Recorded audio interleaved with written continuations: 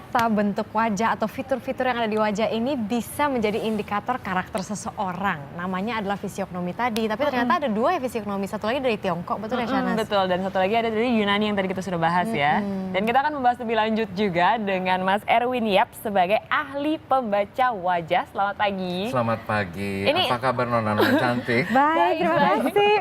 Apakah kita langsung dibaca ini wajahnya Mas Erwin? Oke. Tapi harus ngerti dulu, Oh, iya, karena iya, nanti iya. kebanyakan orang kalau tidak mengerti tentang membaca wajah, mereka mikirnya saya dukun. Benar. Iya, jangan Tapi ini bukan Padahal terawang-terawangan ya? Tidak sama sekali. Yang seperti kita ada sebelumnya kita bicara soal Yunani tadi ya. Kalau sejarahnya. kalau yang saya pelajarin dari Tiongkok, sejarahnya itu kira-kira sudah 4.000 5.000 tahun yang lalu dan baru dikumpulkan dikompilasi itu 800 tahun yang lalu ya. Dan ini memang satu ilmu, kalau kita bicara soal fisiognomi itu artinya ilmu bentuk. Oke. Ya, bentuk Fisik dan termasuk sebenarnya feng shui itu adalah bentuk alam. Tapi kalau di wajah kita sebutnya fisiognomi wajah sebenarnya. Jadi oke. ilmu membaca wajah itu adalah satu ilmu yang kita lihat tuh dari bentuk-bentuk wajahnya. Bukan hanya bentuk wajah saja, tapi juga bentuk fitur-fiturnya. Oke. Dan itu memang sudah dikumpulkan observasinya itu sekian lama dan kemudian konsep-konsep inilah yang dikumpulkan menjadi ilmu tersebut. Oke, Ya. jadi ini Jadi apa benar-benar yang ilmu saya tetap. bagikan, betul, yang saya bagikan sebenarnya adalah satu ilmu, ilmu terapan. Oke. Ya, tetapi kalau dikatakan sebagai satu ilmu yang sudah pasti atau ilmu pasti, ada secara konsep memang ilmu pastinya di situ. Tapi kalau kita melihat wajah kan banyak sekali Banget. macam-macamnya. Nah itu tergantung dari interpretasinya. Jadi A ditambah B itu nggak selalu jadi A. Berarti Bisa jadi ba. Berarti Gitu. tiap ahli pembaca wajah punya interpretasi beda-beda dong? Pada dasarnya konsepnya sama. Jadi ilmu pastinya sama, tetapi di dalam ejawantahnya di dalam praktek sehari-hari, karena itu juga tergantung dari budayanya juga. Ya kan, kalau misalnya kita di Indonesia tergantung budaya juga. Kalau di Cina misalnya, atau di Thailand, ataupun di negara Barat, atau di negara manapun, itu tergantung budaya. Ya, cara orang menginterpretasikannya. Misalnya saja begini, kalau di Indonesia karena kita kebanyakan juga orang yang mempunyai keramah tamahan dan juga kesopanan yang lebih mumpuni. Senyumnya banyak Mungkin gitu ya? gitu ya. Ya itu dibandingkan dengan negara-negara barat misalnya gitu. Jadi kadang-kadang kita di dalam menginterpretasikan tidak bisa langsung. Oke. Ya, misalnya kalau sekarang saya langsung mengatakan bahwa Anda adalah orang-orang yang sensitif. Misalnya. Nah, mungkin kita bisa melihat itu sebagai satu hal yang negatif. Padahal secara fisiognomi kalau dikatakan bahwa Anda berdua, kita bertiga adalah orang yang sensitif, itu bisa menjadi satu hal yang baik. Ya, yaitu dalam arti kalau kita sensitif, biasanya di dalam belajar pun karena kita sensitif, kita cepat menangkap pelajaran tersebut. Takut Jadi kita salah. larinya jadi cerdas. Oh, gitu oke. Kalau kan. misalnya Shanas, Analisanya. fisiognominya apa? Oke, Anda berdua dulu yang tadi saya Oke. katakan sensitif itu kita melihatnya dari mana? Dari telinga. Dua-duanya sensitif? Dua-duanya kebetulan sensitif, ya. Oke. Karena telinga Anda caplang. Oh, Ini ditutupin kan? Oh enggak, malah dibuka, itu bagus. Ya kalau makin caplang biasanya orang semakin sensitif, dia tuh semakin kepribadiannya itu mau mendengarkan hal-hal yang memang yang baik-baik saja. Karena kalau mendengarkan hal-hal yang kurang begitu menyenangkan di hatinya, dia sendiri bisa stres. Ya, jadi Anda kalau membawakan Indonesia Morning Show, kebanyakan juga membawakan hal-hal yang positif, itu lebih menyenangkan, mukanya juga lebih cerah. Ya kan?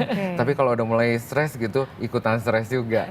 Habis itu kalau misalnya pulang dari show, udah gitu udah rasanya pengen pijet. Iya, itu benar sih. Itu benar ya.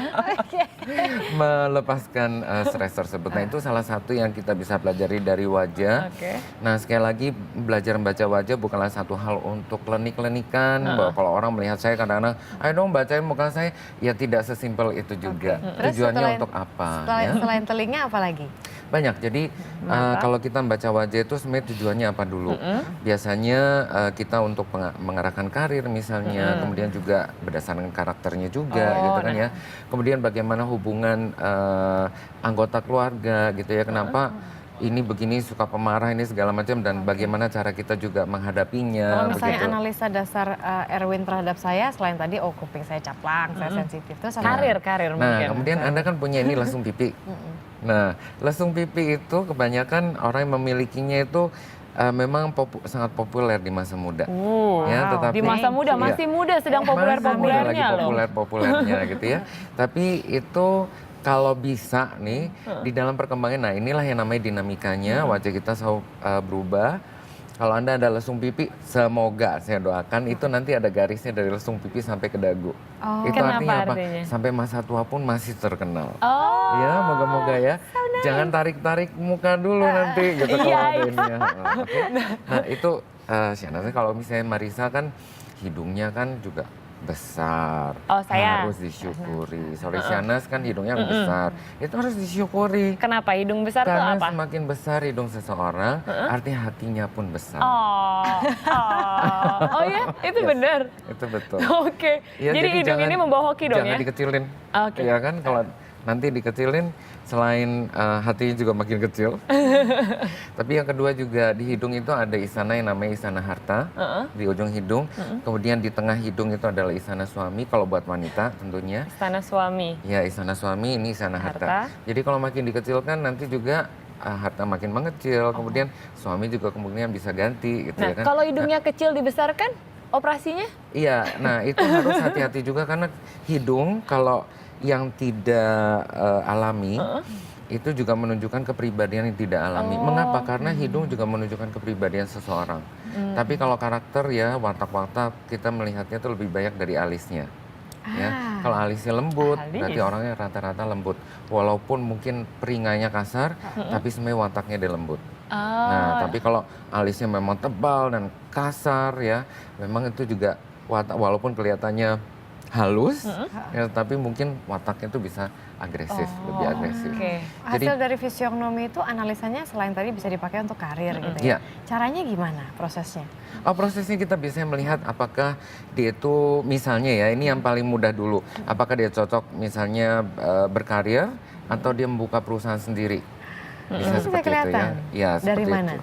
Dari dahi misalnya Dari ya. dahi? Semakin tinggi dahi seseorang biasanya karirnya makin baik. Oh ya? Jadi nggak peduli dia mau apa namanya pria ataupun wanita itu nggak masalah. Pokoknya dahinya tinggi, biasanya karirnya juga akan lebih cepat, Oke. lebih pesat.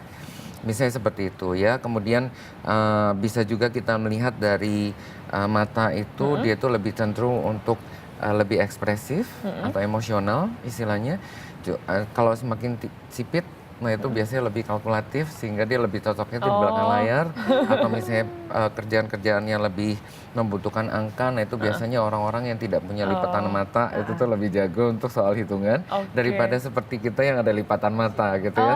Lebih lipatan mata tuh lebih cenderung menunjukkan orang yang lebih pandai mengekspresikan apa yang dipikirkan daripada orang yang istilah kita sipit ya, nggak ada lipatan mata biasanya dia susah, senang, nggak ada bedanya kayak gitu aja gitu ya. Kalau kita kalau yang ada, jadi kalau ada yang lipatan mata itu biasanya lebih ekspresif. Jadi memang juga tidak mengherankan, kalaupun di negara-negara yang mayoritas ya mereka itu sipit-sipit, ya, tapi biar bagaimanapun yang jadi bintang film biasanya juga tetap yang ada lipatan Yang belok matanya. gitu atau Seperti itu. dioperasi. Jadi, kalau misalnya di satu perusahaan kita melihat, nah ini orang ini ada lipatan matanya besar atau kecil, ya kalau misalnya besar dan ada lipatan mata lebih cenderung yang menghadapi customer tentunya, karena dia lebih ekspresif, ya kan. Oke. Tapi kalau misalnya yang lebih sipit, nggak ada lipatannya, ya udah di belakang layar aja, gitu ya. Tapi kan. kalau kita berdua memang gimana?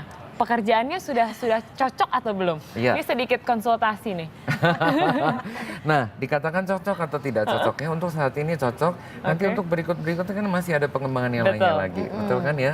Jadi kalau memang pada dasarnya sebagai host ataupun pembicara kita membutuhkan gigi yang bagus misalnya. Nah, Anda punya gigi susunannya sudah baik, jadi itu artinya adalah pembicaraannya pun juga lebih cenderung ke hal yang positif. Kalau orang yang giginya kurang begitu baik, biasanya kalaupun bicaranya tuh baik-baik, banyak orang yang masih belum percaya dengan isi pembicaraannya tersebut. Jadi memang sebagai host misalnya itu dibutuhkan memang gigi yang bagus. Itu salah satunya. Jadi banyak sekali yang kita bisa pelajari sebenarnya. Tapi saya pikir satu segmen saja sih nggak cukup. Setuju sih. Kalau misalnya profesi Anda Erwin sebagai seorang fisiognom, apakah Anda satu-satunya? Apakah memang ini sudah menjadi profesi yang cukup Sebenarnya populer? yang namanya profesi membaca wajah itu banyak di Indonesia pun banyak, di dunia juga banyak. Tetapi mungkin saya adalah yang pertama kali mengajarkan teknik-teknik membaca wajah ke masyarakat Indonesia secara luas. Yang pertama. Tapi kalau profesi ini banyak sekali yang punya, gitu ya. Dan kebanyakan memang tergantung untuk apa. Biasanya kalau kita tuh dipakainya jasanya itu di perusahaan korporasi itu biasanya juga untuk misalnya strukturisasi perusahaan. Sampai segitunya? Oh iya, jadi kalau misalnya ini lebih cocoknya di bidang apa? HRD-nya gitu. Karena itu ya lebih kebanyakan dipakainya di HRD. Dan itu semoga sih ada yang lebih membuka mata lagi, terutama di Fakultas Psikologi misalnya, untuk menerima membaca wajah dari Tiongkok. Karena mereka sudah menerima yang dari Yunani, ya kan? Dari Mesir, dari India sudah diterima, tapi yang dari Tiongkok karena memang masih baru membuka diri. Yang dari Tiongkok ini baru sekitar tahun 1950-an. Oke, kalau sebagai mungkin yang membantu gitu investigasi, pernah nggak Mas Erwin seperti mungkin investigasi KPK atau kepolisian? Ya, saya berapa kali memang diundang media untuk menceritakan hal ini. Yang pasti saya tidak mau menuduh karena memang itulah ilmu membaca wajah. Kita tidak menuduh seseorang atau mendakwa seseorang karena pekerjaan kita bukanlah hakim atau jaksa, ya kan? Tetapi yang kami lakukan di sini lebih banyak menceritakan apa adanya tentang watak atau ya karakter seseorang gitu dilihat dari wajahnya, ya.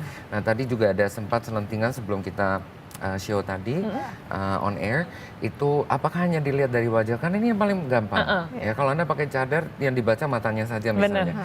Tapi ini yang paling mudah, memang ini adalah apa namanya seperti pintu atau jendela ya, yang kalau kita kenalan juga kita melihat wajah, bukan kita melihat palmistry misalnya. Nah, sebenarnya yang namanya membaca wajah fisiognomi ini tidak hanya wajah. Jadi masih ada lagi bentuk kepala misalnya, kemudian bentuk badannya. Bentuk tengkorak tadi saya juga. Betul, ya. Kemudian juga tai lalat itu juga ada artinya. Tai lalat kalau ada di sini apa artinya? Dan di sini langsung dibahas. Iya. Nah, itu artinya Anda nanti lewat umur 35 bisa menabung uang yang lebih signifikan. Amin, diaminin. Amin. Tapi kan Mas Erwin di sini juga mengajarkan kalau misalnya saya ingin belajar fisiognomi ini, bagaimana caranya? Memang namanya saja ilmu. Sama seperti kita belajar ilmu lain yang eksakta seperti katakanlah fisika ataupun kimia, itu selalu ada dasarnya. Ya. Nah, memang dasar-dasar ini metafisika Tionghoa itu ada dasar-dasarnya, terutama pengertian tentang elemen-elemen dulu. Kemudian bentuk ini nih artinya apa, itu sebenarnya sudah ada seperti kurikulumnya lah istilahnya ya. Yang pertama-tama kita pelajari itu sebenarnya adalah bentuk-bentuk dasar wajah yang sesuai dengan 5 elemen di dalam metafisika Tionghoa. Misalnya ada wajah api, wajah kayu, logam, tanah, dan air gitu ya. Nah, itu sesuai dengan bentuk-bentuknya dulu. Tapi tentunya yang namanya bentuk wajah itu tiap orang ada kombinasinya. Tidak semata-mata hanya secara golongan besar memang ada 5, tapi ada kombinasi-kombinasi tersebut. Nah, itulah yang kadang-kadang memang agak sulit gitu ya. Nah, itulah yang tergantung dari orang itu menginterpretasikannya bagaimana. Ya, oke. Jadi itu langkah dasar. Nah, kemudian nanti yang berikutnya masih ada lagi ilmu yang namanya kurikulum, maksudnya bab di mana ada 5 gunung di wajah kita, ada yang pas sungai. Nah, itu kan menarik kan sebenarnya. Itu ada hanya sungainya. sebutan, ada sungainya juga, itu artinya apa juga gitu. Kemudian juga ada istana-istana, ada 12 istana misalnya.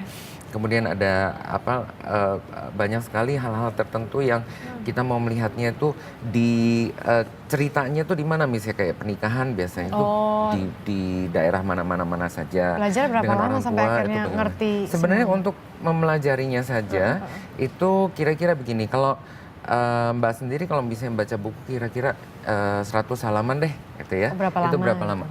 Kira-kira. nggak sempet, bisa kadang-kadang sampai setahun gara-gara nggak ada waktu. Nggak ada waktu. Nah, itu kan kembali lagi tergantung dari orangnya sendiri ya, kemauannya seperti apa. Jadi kalau untuk dasar saja kira-kira 100 halaman itu 100 baca halaman buku dulu. itu ya asal tahu saja, ya mungkin 3 jam, 4 jam, 5 jam sudah selesai.